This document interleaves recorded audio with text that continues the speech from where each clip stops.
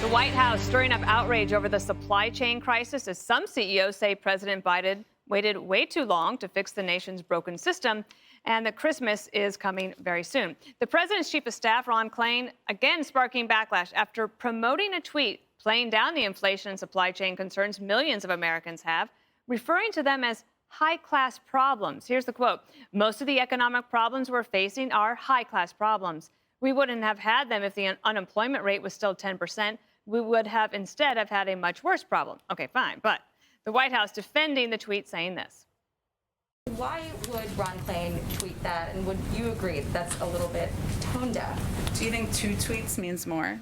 I'm just curious. We're at this point because the unemployment rate has come down and been cut in half, because people are buying more goods, because people are traveling, and because demand is up, and because the economy is turning back on. Are we addressing the Chief of Staff's Twitter habits? Yes. It is not a top priority, I would tell you, at this point in time. The Chief of Staff is out there speaking on his own accord to members of Congress, to the media frequently, as any Chief of Staff does. And I think it's important also for anyone here to be able to tout points that they find interesting. All this as Americans brace for a spike in their gas bills this winter. Take a look at this chart Axios put together, forecasting what increases in fuel prices for average households are going to look like. The cost of propane and heating oil are shooting up like a rocket, and that is going to take hold very soon. I have so many thoughts, Okay, you remember, Jesse, retweet doesn't equal endorsement? Yeah. However, Ron Klain is not tweeting in his personal capacity. He's always tweeting and retweeting like a teenage girl, retweeting and retweeting, all these things. And he didn't just retweet it. He said this in all caps and with 2 arrows down saying this is what they think. I think this is like their deplorables moment. Yeah. I don't think it's going to end. Like a teenage girl, Dana. Really? Sorry. Really? I'm in a mood today. You're better than that. I just want to apologize to the audience. Yes, it's a teenage girl. On behalf Actually, of Dana. even teenage girls aren't even on Twitter, so that wasn't That a very is good true. You're gonna have to answer. apologize on TikTok. Yeah, so Klain's not a great chief of staff. That's clear. And Psaki bombed today. All she had to say was, we're on it. We're going to do whatever we can to release pressure on these prices. But she says that inflation is a sign of progress. That is a really bad answer to people that are getting hammered. They've been all over the map on trying to answer questions. First, they said there is no inflation. Then they said it's transitory.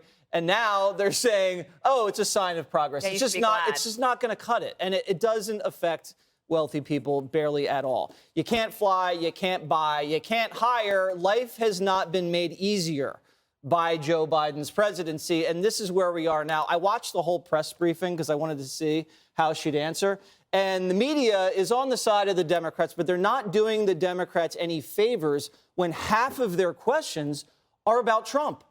Half of their questions are about the January 6th subpoena battle. You go outside and talk to people on the streets, no one knows what that is. No one cares. Half the people don't know what the word subpoena is. So if they think that the country cares about that, they're not informed about what the country cares about. Yes, sometimes Fox acts about the border, supply chains, inflation, crime.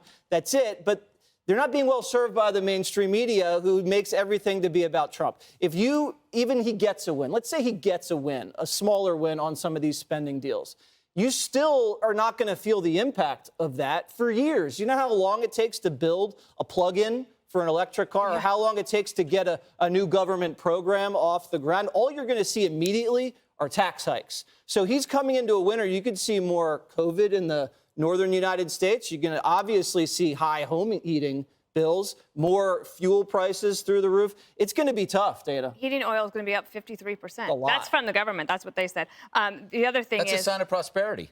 Oh, yeah, don't you realize? Yes, and it's great. Exactly. If you keep the temperature down, that's really good for your metabolism. Oh, so you can lose weight, too? Yeah. Thank you, Jen. What's a low-class problem?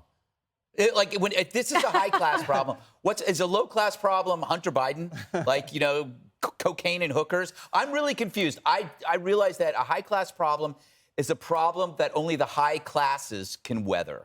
Right. So, this is exactly the same tactic they dealt with crime and immigration. It doesn't affect us, therefore it doesn't exist. There will be no toy shortages for Pelosi's grandkids or Jeff Zucker's offspring or any jerk in legacy media. They're fine. That's why they don't care about this crap. And I also love how Joe Biden is asking the oil industry for help. Yep. This is the industry he hurt just as he got into office. He could just reverse all the actions he took against them rather than asking for help that brought us to this place. He's like a guy that asks to sleep at your house after he burns it down. It's a legitimate question given his faculties. Maybe he doesn't remember that he was the guy that killed the pipeline. Old age cheap shot in here. But he might have forgotten that he killed the pipeline or shut down fracking on federal lands or stopped new leasing. He might have forgotten that he demonized. I'm trying to be helpful here, that maybe it's not his fault. But now he's saying to the people he screwed, hey, I could use a hand here. Yeah. Could you help me put out this fire I started going back to yesterday? You guys got to pick up the slack. Yeah. Because I screwed up. You guys now have to pick up the slack. Here's a CEO who responded to that today, to the suggestion that the private sector needs to step up. Yeah, see? Well, with all due respect to President Biden, what he just ordered is too little, too late. It's only 72 days left to Christmas.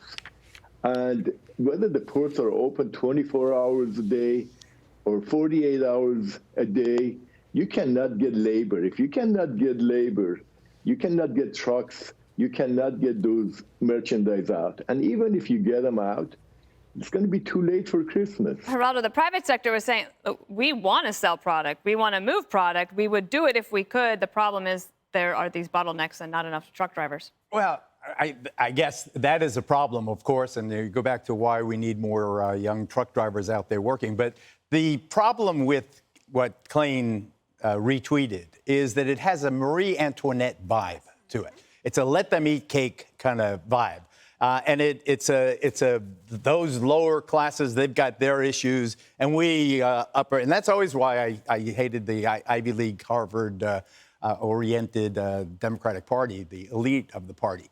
But the reason it's all happening is COVID is still the atmospheric. It's bumming everybody out. It's separating everybody, basketball players and black people and cops and this and so you have COVID, and then you have the residual lingering wound from Afghanistan. We never got over it. That's what pierced the